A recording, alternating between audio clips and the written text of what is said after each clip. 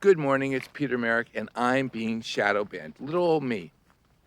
I grew up believing in free speech, that if you had good ideas, you could add to the conversation, the public square.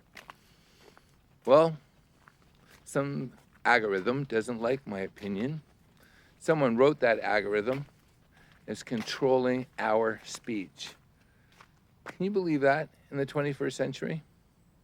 I believe that the internet was a honey trap. Do you know the history behind the internet? AlphaNet? It was created by the US military. Think about it. And how did they get everybody to use the internet? They made it free. There were such incredible amounts of information. You could find everything. And then they had these super companies show up. They brought in all the eyes, all the search engines. They had unlimited amounts of money. If you know how money works, this money was created out of nothing. So basically, they used the financial system to make us all think that they were legitimately getting that money. But what they were doing is they were strangling, holding us, preventing us from speaking. And worst of all, they're having us police our thoughts through political correctness. Do I say this? Now, let's be honest here. When you get on an elevator and someone, it's an uncomfortable moment and they talk about the weather, are you really engaged? Is that what you really want? It took me 50 years to get comfortable enough just to talk, to share my opinion. Yes, I follow certain rules. There's certain things I will not talk about. But when it's politics and it affects my life and my business, it's all on the table. Now, what's happened is people are frightened. And you know what really bothers me? When I ask someone their opinion and they spout out the party line. They start with a conclusion. They're not opening. So for example, I asked them what they think about all the craziness that's happened.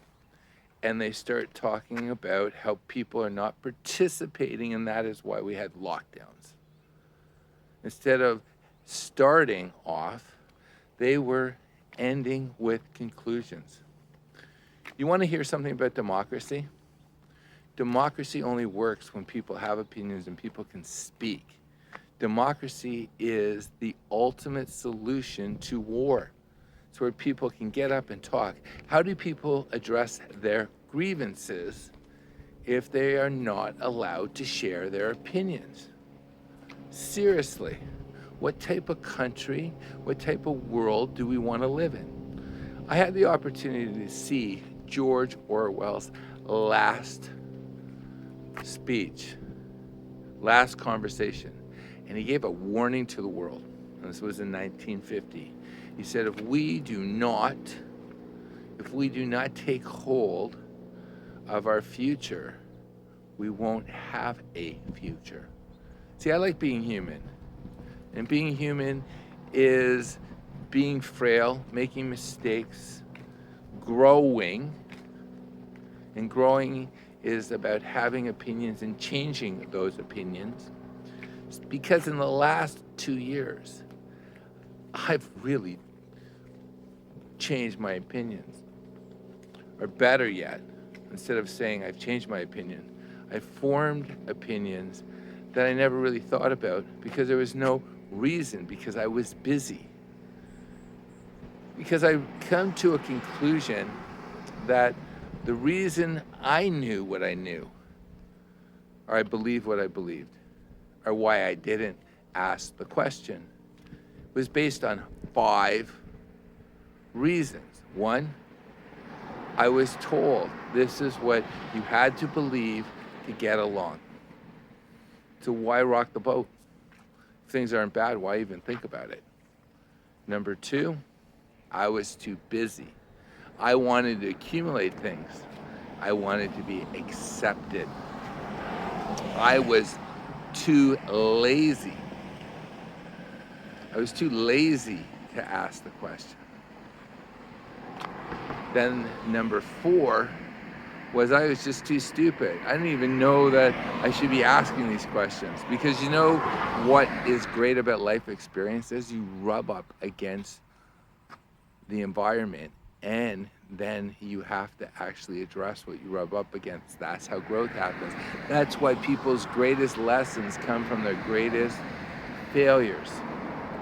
And lastly, I really wanted to be accepted, because if you ask certain questions that you're not supposed to ask, there's a possibility that that threatens other people, and they will reject you because you make them feel uncomfortable. And I've learned that firsthand in the last 2 years. I've had many people I've known for many years who are very uncomfortable with me asking questions. You know why? Because they know something's wrong. And by asking those questions, it agitates them. And I welcome them to attack me, and I'll share with you why.